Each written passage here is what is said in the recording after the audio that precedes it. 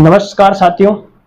अपन आज एक नए सेशन के अंतर्गत यानी कि अपन राजस्थान के अंतर्गत विभिन्न यानी कि अध्यापक भर्ती परीक्षाओं के लिए या फिर सीटेट हो, यूपी टेट या बिहार टेट के लिए अपन यानी कि साइकोलॉजी पेडागोजी अपना स्टार्ट कर रहे हैं। आज से अपनी पेडागोजी की क्लास जो कि अपनी लगातार यानी क्रमबद्ध रूप से हमेशा के लिए चालू रहेगी। तो साथियों हमारे साथ बने रहिए। आज का अपना सबसे पहले एक यूनिट आती है जिसमें अपन पढ़ेंगे आज यानी कि साइकोलॉजी। क्या पढ़ेंगे? साइकोलॉजी। देखते हैं साथियों साइकोलॉजी यानी कि साइकोलॉजी का अपन क्रम वाइज एक एक चैप्टर का अध्ययन करेंगे। सबसे पहले देखते हैं साइकोलॉजी की उत्पत्ति कैसे होती है और साथियों इसमें कौन कौन से दार्शनिक आते हैं। तो हमारे साथ बने रहिए। आज अपना टॉपिक कौन सा रहेगा यानी कि साइकोलॉजी। साइकोलॉजी से संबंधित अपन बात करेंगे। इसके बाद में यह साइकोलॉजी यानी कि आगामी भर्ती परीक्षा जैसे अध्यापक के लिए जिसमें यूपी टेट है, बिहार टेट, सी टेट, फिर राजस्थान यानी कि रीट हो गई, second grade, third grade, first grade, सभी एग्जामों के लिए इंपॉर्टेंट होती है। इसलिए अपन आज एक नए सेशन से शुरुआत कर रहे हैं। वह सेशन कौन सा है यानी कि साइकोलॉजी। टॉपिक कौन सा रहेगा अपना आज का यानी कि साइकोलॉजी। देखते हैं साथियों सबसे पहले साइकोलॉजी। साइकोलॉजी क्या है यानी कि मनुष्य का दिमाग कितना काम करता है, इसी को साइकोलॉजी कहते हैं। यानी कि मनुष्य को खुद को अपना स्वयं का अध्ययन करके यानी कि एक दार्शनिक है सुकरात कहते हैं कि अपना खुद का स्वयं में देखकर अध्ययन करना ही क्या कहलाता है? मनोविज्ञान। क्या कहलाता है? मनोविज्ञान। साइकोलॉजी को हिंदी में क्या कहते हैं? मनोविज्ञान। क्या कहते हैं? मनोविज्ञान। तो अपन आज अध्ययन किसका करेंगे यानी कि मनोविज्ञान का। किसका अध्ययन करेंगे? मनोविज्ञान का। सबसे पहले देखते हैं यानी कि मनोविज्ञान का जनक किसको कहा जाता है? क्या है मनोविज्ञान का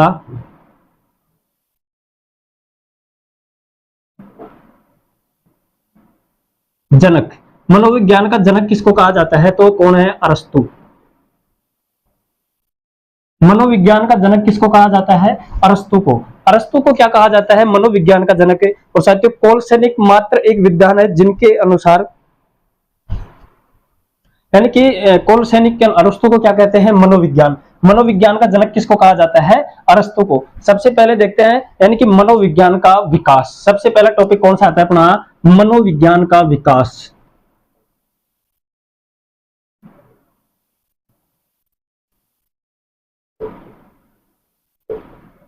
मनोविज्ञान का विकास यानी कि मनोविज्ञान का विकास कैसे होता है? अरस्तु के काल से 16वीं सदी में यानी कि अरस्तु के काल से, किसके काल से? अरस्तु।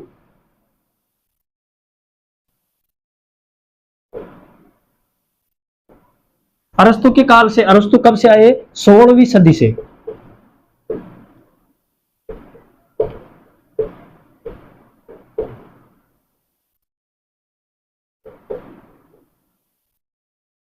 अस्तित्व में आया यानी कि अरस्तु का काल कब था? 16वीं सदी में मनोविज्ञान अस्तित्व में आया। किसके काल से? अरस्तु के काल से। और 1590 में यानी कि कब? 1590 में रुडोल्फ गोइले।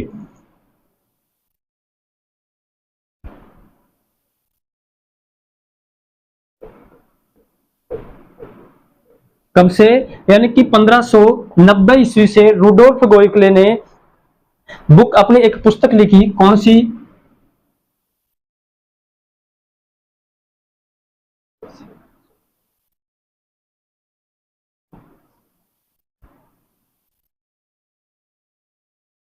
पुस्तक कौन सी थी यानी कि साइकोलॉजिया। साइकोलॉजिया पुस्तक किसकी है? 1590 में किसने दी? रुडोल्फ गोइले ने। कौन सी पुस्तक दी यानी कि कौन सी पुस्तक दी? साइकोलॉजिया। जिसमें इन्होंने आत्मा के अध्ययन के लिए, किसका अध्ययन? आत्मा का अध्ययन।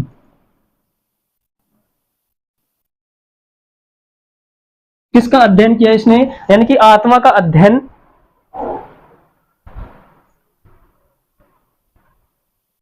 आत्मा का अध्ययन करने के लिए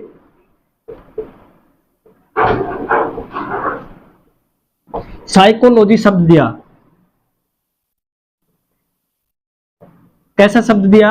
यानी कि 1590 में रुडोल्फ गोइले ने एक पुस्तक लिखी साइकोलॉजिया, जिसके अंतर्गत आत्मा का अध्ययन करने के लिए, किसका अध्ययन करने के लिए? आत्मा का अध्ययन करने के लिए एक शब्द दिया जिसको क्या कहा? साइकोलॉजी। यानी कि क्या कहा? साइकोलॉजी। अध्ययन करने के लिए साइकोलॉजी शब्द दिया। और साथियों इस शब्द का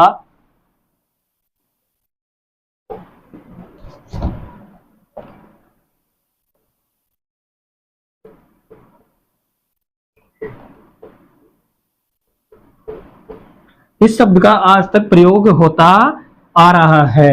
सबसे पहले देखते हैं, यानी कि सबसे पहले क्या है, अपन पढ़ रहे हैं साइकोलॉजी। साइकोलॉजी के अंतर्गत यानी कि साइकोलॉजी का जनक किसको कहा जाता है, यानी कि अरस्तु को। अरस्तु के बाद में आता है साइकोलॉजी का विकास। साइकोलॉजी का विकास कब हुआ, यानी कि 16वीं सदी तक, यानी कि 16वीं सदी तक, अरस्तु के काल तक यानी कि साइकोलॉजी अस्तित्व में आया। उसके बाद में 1590 में रुडोल्फ गोएकले ने एक पुस्तक लिखी जिसका नाम क्या है, साइकोलॉजिया। और साथियों इस साइकोलॉजिया में किस शब्द को इंकित किया है इसने, आत्मा का अध्ययन करने के लिए, यानी किसका, यानी कि मनुष्य के अंतर्गत आत्मा होती है, इसका अध्ययन करने के लिए 1990 में 1590 में रुडोल्फ गोएकले ने एक साइकोलॉजिया पुस्तक लिखी। और साथियों उस पुस्तक में एक साइकोलॉजी शब्द का अस्तित्व आया और वह साइकोलॉजी शब्द वर्तमान में यानी कि आज तक प्रयोग में होता आ रहा है। क्या आ रहा है, आज तक प्रयोग में होता आ रहा है। अब देखते हैं साइकोलॉजी।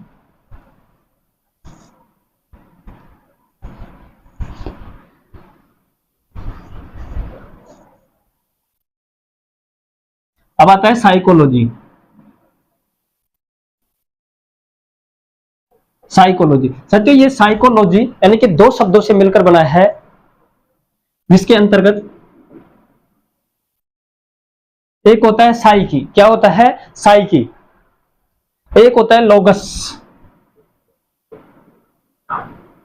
एक तो होता है साइकोलॉजी, एक होता है लोगस। इन दो शब्दों से मिलकर क्या बना है, साइकोलॉजी। यानी कि साइकी का अर्थ होता है साथियों आत्मा, यानी कि इसका अर्थ क्या है, आत्मा। और लोगस का अर्थ क्या होता है, अध्ययन करना।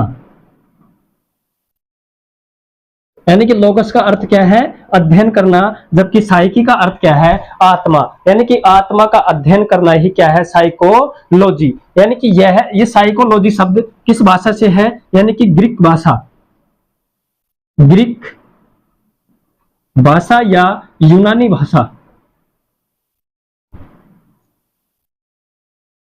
यानी कि साइकोलॉजी किस भाषा का शब्द है, यानी कि ग्रीक भाषा या यूनानी भाषा का शब्द कौन सा है, यानी कि साइकोलॉजी। साथियों साइकोलॉजी यानी कि इसका एग्जाम के अंतर्गत एग्जाम में क्वेश्चन पूछा जाता है कि साइकोलॉजी किस भाषा का शब्द है। या तो आपको ऑप्शन में ग्रीक भाषा मिलेगी या फिर यूनानी भाषा या फिर दोनों भाषा भी मिल सकती है। तो आप किसको बताएंगे कि यानी ग्रीक भाषा या यूनानी भाषा। साइकोलॉजी शब्द यानी कि साइकी प्लस लोगस से, साइकी का अर्थ होता है आत्मा और लोगस का अर्थ होता है अध्ययन करना। क्या होता है, अध्ययन करना। इस प्रकार यानी कि कौन सा शब्द बना, यानी कि कौन सा शब्द बना, साइकोलॉजी। कौन सा शब्द बना, साइकोलॉजी। अब देखते हैं सबसे पहले यानी कि आत्मा शब्द, यानी कि किसका अध्ययन करेंगे अपन, आत्मा शब्द का।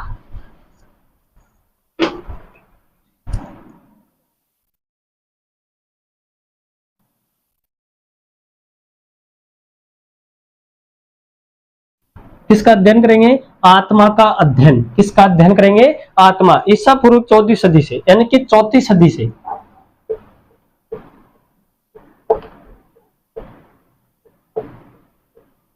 यानी कि आत्मा शब्द का प्रयोग कब से कब तक किया जा रहा, 4वीं सदी से 16वीं सदी तक एक आत्मा शब्द आया। और साथियों अरस्तु के बाद में आत्मा शब्द को नहीं माना गया, इसलिए आत्मा का अध्ययन कब से कब तक किया गया, यानी कि 4वीं सदी से और 16वीं सदी तक। और आत्मा शब्द प्रस्तुत करने वाले कौन है, प्रस्तुत करने वाले कौन है, अरस्तु। आत्मा शब्द प्रस्तुत करने वाले कौन है, अरस्तु। किसके द्वारा दिया गया आत्मा शब्द, अरस्तु के द्वारा। किसके द्वारा, अरस्तु के द्वारा। अब इनका समर्थन कौन करते हैं, यानी कि आत्मा शब्द का समर्थन, जिसमें सबसे पहले आता है प्लेटो, दूसरा आता है हिप्पोक्रेट्स,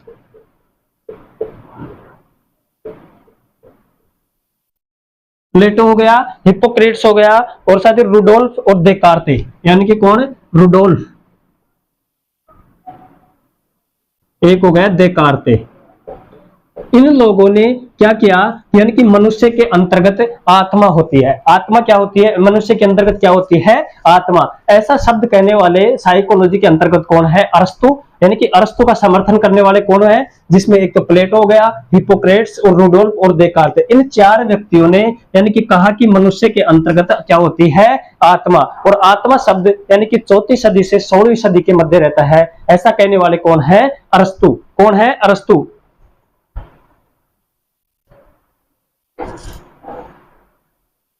अब देखते हैं यूनानी दार्शक, यानी कौन है, यूनानी।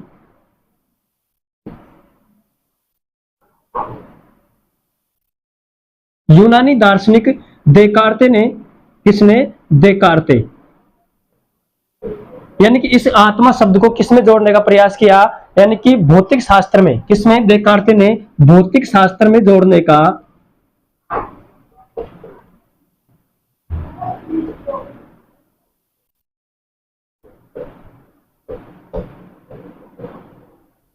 किसमें जोड़ने का प्रयास किया? भौतिक शास्त्र में जोड़ने का प्रयास किया। तब लोगों ने इसका, यानी कि इस भौतिक शास्त्र में जोड़ने पर इन्होंने लोगों ने विरोध किया। किसने? लोगों ने इसका विरोध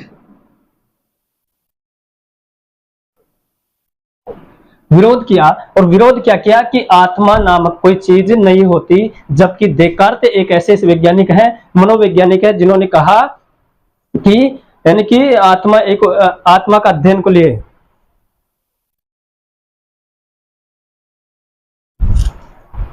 अब आता है यूनानी दार्शनिक देकार्ते ने भौतिक शास्त्र में जोड़ने का प्रयास, लोगों ने इसका विरोध किया। अब विरोध करने वाले कौन कौन है? जिसमें हॉब्स, सबसे पहले कौन सा आता है? Hobbes, can't, Spinoza.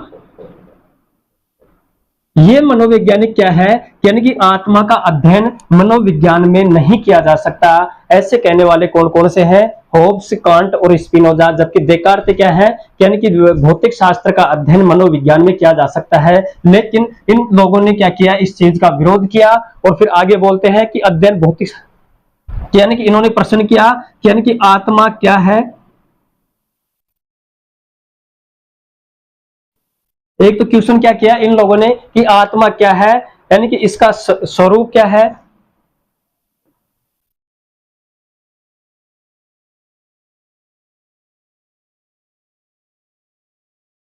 इसका स्वरूप क्या है। और तीसरा क्वेश्चन क्या है? आत्मा कहां है।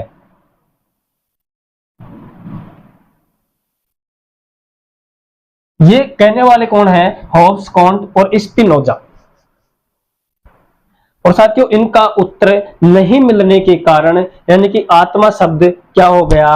यानी कि अमान्य हो गया। क्या हो गया? अमान्य। इस प्रकार एक अगला आत्मा के बाद में दूसरा मन आता है, दूसरा अपना कथन आता है मन या फिर मस्तिष्क। यानी कि आत्मा सबसे पहले देखते हैं अपन, यानी कि आत्मा का अध्ययन 34वीं सदी से 16वीं सदी के बीच में किसने किया? अरस्तु ने। और अरस्तु का समर्थन करने वाले कौन है? एक तो प्लेटो है, एक हिप्पोक्रेट्स, फिर रुडोल्फ गोइकले और कौन है? देकार्ते। तो यूनानी दार्शनिक कौन है? देकार्ते। देकार्ते ने भौतिक शास्त्र में जोड़ने का क्या किया? प्रयास। यानी कि आत्मा को किस में जोड़ने का प्रयास किया? भौतिक शास्त्र में। और भौतिक शास्त्र में नहीं जोड़ने का प्रयास किन लोगों ने विरोध किया इसका? हाब्स हो गया, कांट और स्पिनोजा। इन लोगों ने कहा कि आत्मा क्या होती है, आत्मा कहां पर है, आत्मा का स्वरूप क्या है। और साथियों, यह अभिप्राय संभव नहीं होने के कारण इस शब्द को क्या कर दिया? निरस्त। तो अगला मत आता है अपना मन और मस्तिष्क।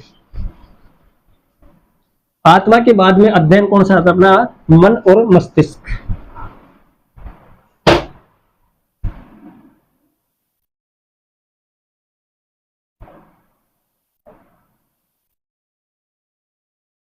मन या मस्तिष्क का विज्ञान।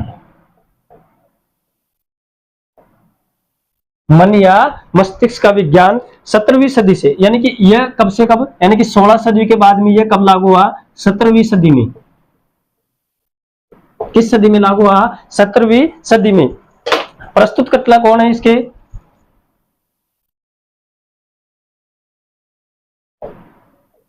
इटली। इटली के क्या है? मनोवैज्ञानिक कौन है? स्पिनोजा।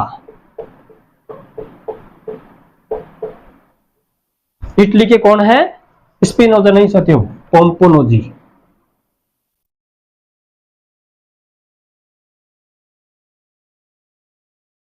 यानी मन एवं मस्तिष्क का विज्ञान देने वाले कौन है? पोम्पोनोजी। मन एवं मस्तिष्क का विज्ञान देने वाले एक मनोवैज्ञानिक कौन है? पोम्पोनोजी। और मन व मस्तिष्क का विज्ञान कब हुआ? 17वीं सदी में। अब इस चीज का समर्थन कौन करते हैं?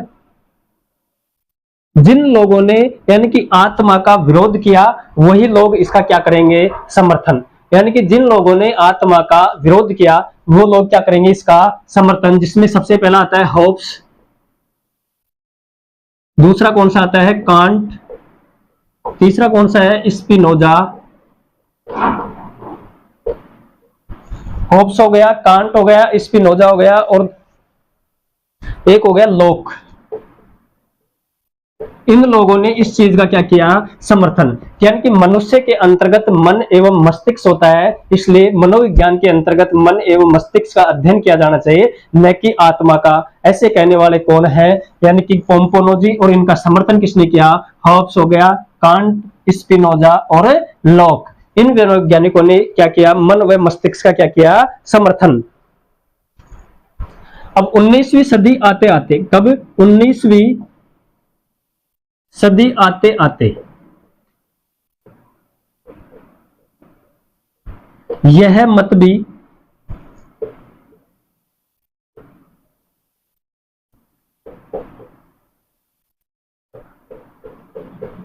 यानी कि 19वीं, 17वीं, 18वीं और 19वीं सदी आते आते यह मत भी क्या हो गया, समाप्त हो गया। लेकिन फिर से दोबारा से प्रश्न पैदा हुए, यानी कि फिर दोबारा से प्रश्न पैदा हो गए, मन एवं मस्तिष्क में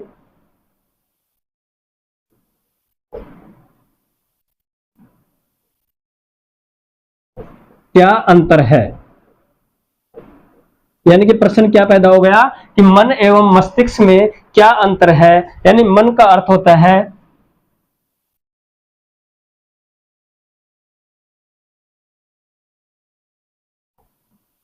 मन का अर्थ क्या होता है, दिल, जबकि मस्तिष्क का अर्थ होता है दिमाग। और साथियों फिर मन का विज्ञान मानने लगे।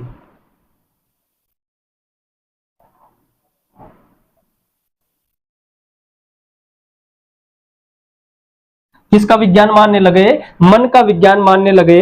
जबकि इसी प्रकार अब मन कितने प्रकार के होते हैं, मन दो प्रकार के। कितने प्रकार के, मन कितने प्रकार के, दो प्रकार। जिसमें एक होता है आंतरिक मन, और दूसरा मन कौन सा है, बाह्य मन।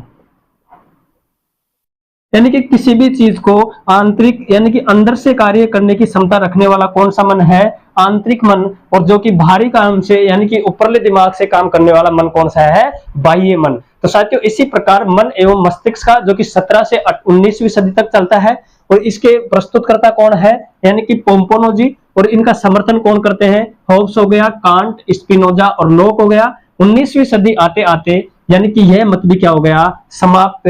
फिर भी एक क्वेश्चन आता है कि मन एवं मस्तिष्क में क्या अंतर है, यानी कि मन व मस्तिष्क में क्या अंतर है। इसके बाद में साथियों मन व मस्तिष्क के बाद में एक अलग से विज्ञान आता है, जिसको कहते हैं, यानी कि अपना तीसरा अध्ययन कौन सा हो गया, चेतना का विज्ञान। कौन सी विज्ञान, चेतना का विज्ञान। तीसरा अध्ययन कौन सा है, चेतना का विज्ञान।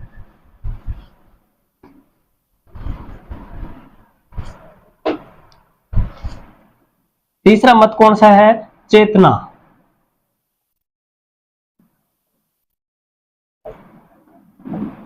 और चेतना का विज्ञान किस सदी में, 19वीं सदी में। चेतना का विज्ञान कब रहता है, 19वीं सदी में। और यह कब से, यानी कि सबसे कम समय पर।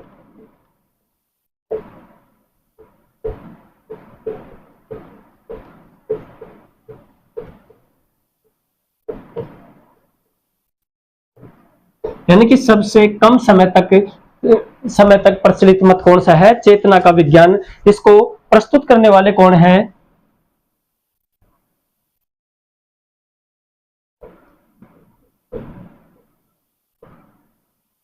William James. और दूसरा कौन सा है, विलियम हुंट। यानी कि विलियम हुंट व विलियम जेम्स के द्वारा मनोविज्ञान के अंतर्गत कौन सा शब्द दिया गया, चेतना। यानी कि मनुष्य के अंतर्गत क्या होती है, चेतना होती है। ऐसा शब्द कहने वाले कौन है, विलियम जेम्स और विलियम हुंट। साथियों चेतना ही जीवन है और जीवन ही चेतना है। क्या है, इन्होंने, विलियम जेम्स ने एक कहावत कही, यानी कि चेतना ही क्या है, चेतना ही जीवन है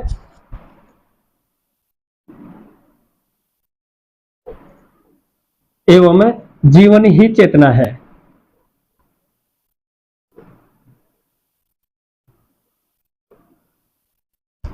ये ये कोटेशन किसने दी, यानी कि ये कोटेशन देने वाले कौन है, विलियम जेम्स। अब साथियों इससे इसका यानी कि चेतना शब्द का समर्थन करता,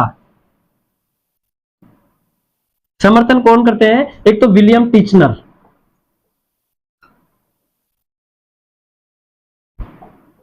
कौन करते हैं, विलियम टीचनर इसका समर्थन करते हैं, जेम्स सली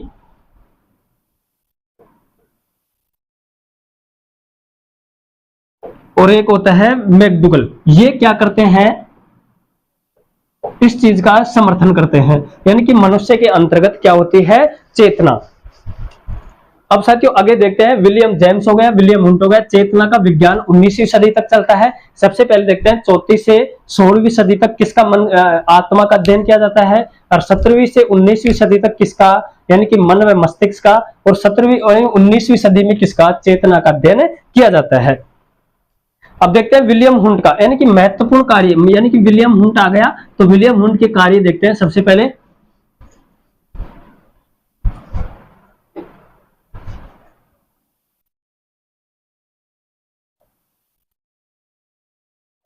महत्वपूर्ण कार्य जिसमें विलियम हंट मनोवैज्ञानिक है, कौन है, मनोवैज्ञानिक, यानी कि 1879 189 में, यानी कि 1879 में 1879 में पहली मनोवैज्ञानिक प्रयोगशाला, यानी कि पहली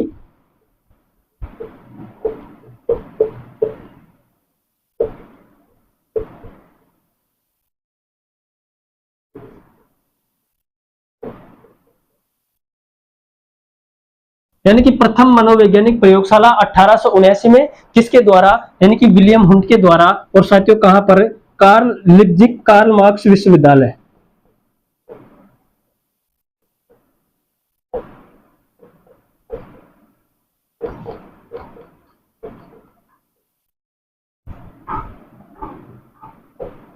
कार्ल मार्क्स विश्वविद्यालय। और ये कार्ल मार्क्स विश्वविद्यालय कहां पर है, जर्मनी के, कहां पर, जर्मनी, लिप्जिग शहर,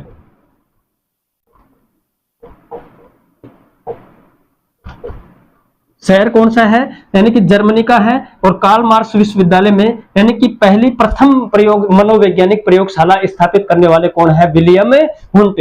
और ये प्रयोगशाला कब, यानी कि 1879 में प्रथम प्रयोगशाला जो कि मनोविज्ञान की है, और कहां पर स्थापित की, कार्ल मार्क्स विश्वविद्यालय जो कि कहां पर है, जर्मनी, और जर्मनी कहां पर, लिप्जिग शहर, और लिप्जिग शहर कहां पर है, जर्मनी के अंतर्गत। और साथियों इस प्रयोगशाला से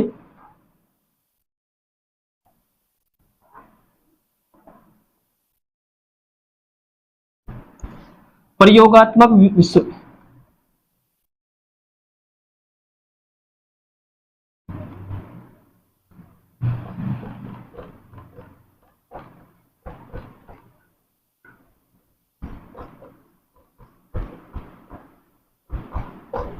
यानी कि इस प्रयोगशाला से प्रयोगात्मक मनोविज्ञान की क्या होती है, शुरुआत।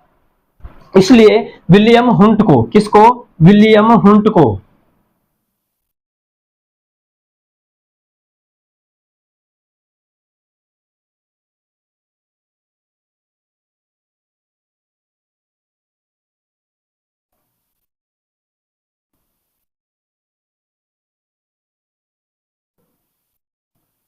विलियम हंट को प्रयोगात्मक मनोविज्ञान का क्या कहा जाता है, जनक।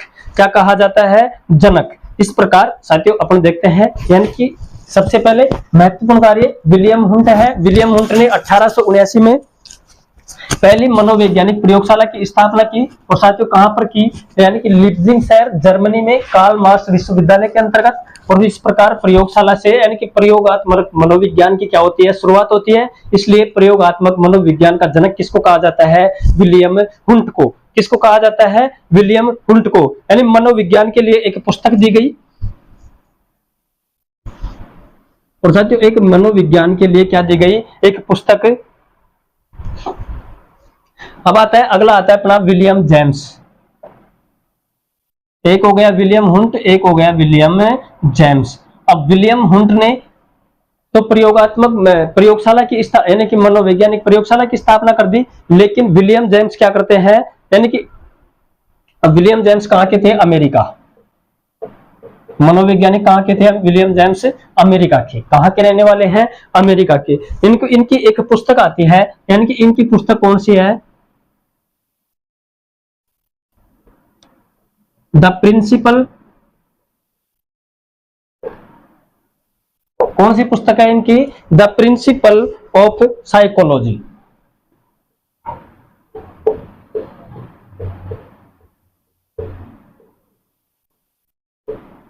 कौन सी पुस्तक है इनकी? द प्रिंसिपल ऑफ साइकोलॉजी पुस्तक किसकी है? विलियम जेम्स की। किसकी है? विलियम जेम्स की। और साथियों मनोविज्ञान की, किसकी? मनोविज्ञान की प्रथम पुस्तक।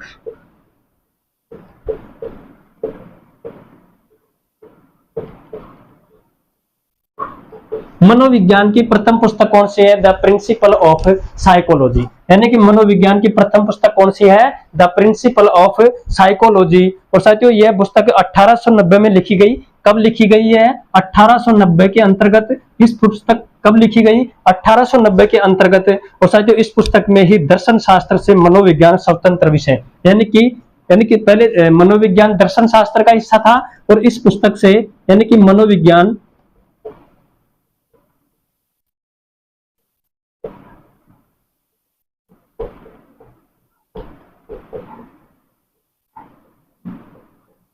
दर्शन शास्त्र से स्वतंत्र विषय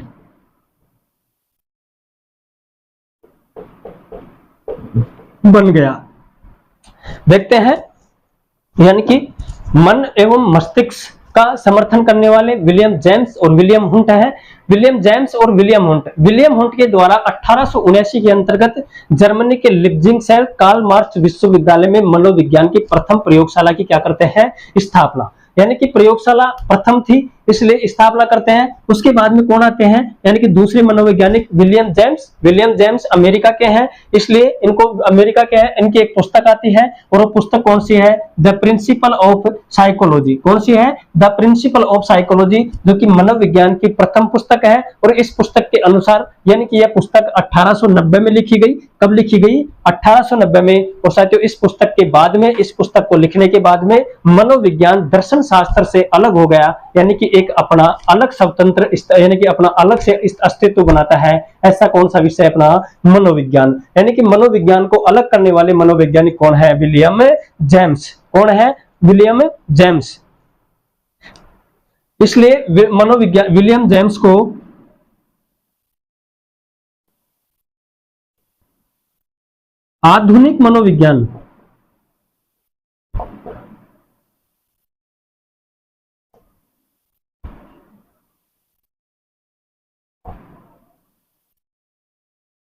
आधुनिक मनोविज्ञान, विलियम जेम्स को आधुनिक मनोविज्ञान का जनक कहा जाता है। जबकि मनोविज्ञान का जनक अरस्तु को, एग्जाम के अंतर्गत कंफ्यूज की स्थिति पैदा होती है कि मनोविज्ञान का जनक तो किसको है? अरस्तु को।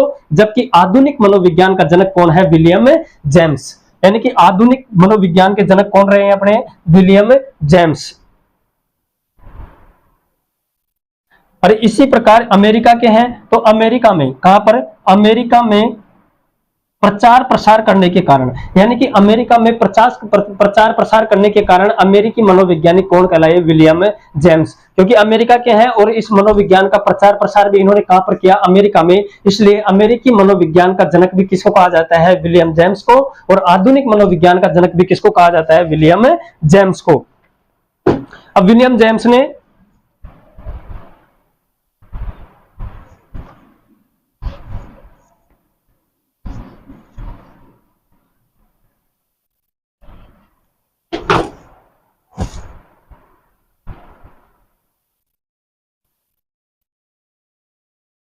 इसके बाद में विलियम जेम्स ने 1870 में, यानी कि किसने?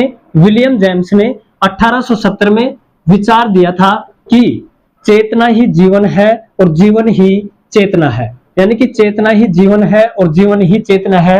यानी कि यह विचार देने वाले कौन है? William James. और विलियम जेम्स का, यानी कि चेतना का विज्ञान बना दिया, यानी कि चेतना का विज्ञान किसको बना दिया, किसने बना दिया, विलियम जेम्स ने। और साथियों इस विलियम जेम्स ने चेतना का विकास करने के लिए इसका समर्थन कौन करते हैं, एक तो आता है जेम्स सली, दूसरा आता है टिचनर और तीसरा कौन सा है, चैडविक। और साथियों ये क्या कहलाते हैं, संरचनावादी मनोवैज्ञानिक। क्या कहलाते हैं, संरचनावादी मनोवैज्ञानिक कहलाते वाले कौन है, जिनके इनके साथी कौन है, विलियम जेम्स के। किसके साथी हैं, विलियम जेम्स से। और साथियों यह अभिप्राय भी समाप्त होने के कारण, यानी कि क्या, यानी कि चेतना का मनोविज्ञान भी क्या हो जाता है, समाप्त हो जाता है। इसके बाद में एक मनोवैज्ञानिक आते हैं जो कि कौन है, विलियम मैकडूगल।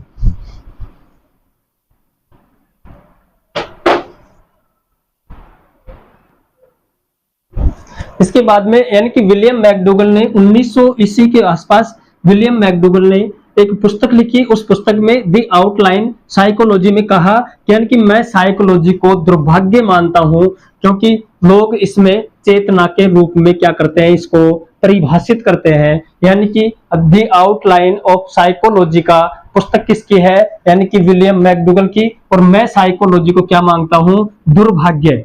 क्या मांगता हूं, दुर्भाग्य मानने वाले कौन है, विलियम मैकडूगल। यानी कि विलियम मैकडूगल किसको दुर्भाग्य मानते हैं, साइकोलॉजी को, जिसके अंतर्गत लोगों का स्वरूप कैसा है, चेतना का। यानी कि विलियम मैकडूगल भी इस चेतना का क्या करते हैं, विरोध। क्या करते हैं, विरोध। अगला आता है सिगमंड फ्राइड, यानी कि चेतना के बारे में सिगमंड फ्राइड भी क्या कहते हैं,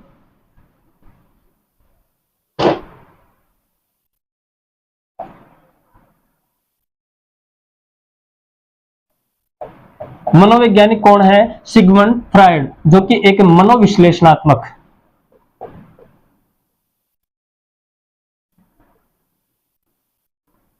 मनोविश्लेषणवादी मनोवैज्ञानिक कौन है, जो कि सिगमंड फ्राइड। किस कौन से है, सिगमंड फ्राइड। इसने यानी कि मनोविज्ञान की 3 अवस्थाएं बताई। कितनी अवस्था, 3 अवस्था।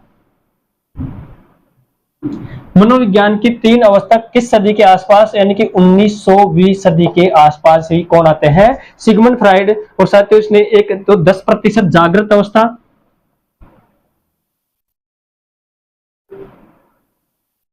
जागृत अवस्था कितने प्रतिशत, 10%। किस कौन सी अवस्था, जागृत। एक होती है अपूर्ण जागृत, एक होती है जागृत, दूसरी अपूर्ण जागृत और तीसरी कौन है, स्टोर में। यानी कि इन दोनों का कितना प्रतिशत बताया, 90% भाग। कितना प्रतिशत, 90% भाग इन्होंने बताया। इसलिए एक तो होता है चेतन मन, यानी कि जागृत अवस्था चेतन, दूसरा होता है अर्धचेतन,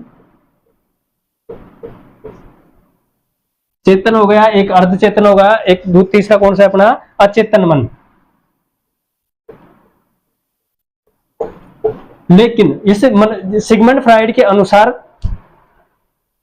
अर्धचेतन एवं अचेतन, सिगमंड फ्राइड किसका समर्थन करते हैं, अर्धचेतन एवं अचेतन मन का, यानी कि समर्थन कौन करते हैं, सिगमंड फ्राइड, जो कि कब से कब तक, 19वीं सदी में। यानी कि मनोविश्लेषणवादी हैं, जो कि क्या है, इन मन की कितनी अवस्थाएं बताई, 3, जिसमें जागृत अवस्था 10%, एक होती है अपूर्ण अवस्था, दूसरी होती है, तीसरी है स्टोर। ये कितना प्रतिशत भाग होता है मनुष्य के अंतर्गत, 90%। और साथियों सिगमंड फ्राइड का मन, यानी कि मन को कैसा बताया, एक तो अर्धचेतन और दूसरा क्या है, अचेतन। यानी कि अर्धचेतन एवं अचेतन मन को बताने वाले मनोवैज्ञानिक कौन है, सिगमंड फ्राइड। और साथियों अपना अगला मन, यानी कि लास्ट, जो कि अपना वर्तमान का जो व्यवहार का अध्ययन विज्ञान है, उसकी चर्चा, जो कि वर्तमान में मनोविज्ञान है, उसकी चर्चा अपन अगली क्लास में, जो कि अपना चौथा मत है। आज के लिए इतना ही, धन्यवाद।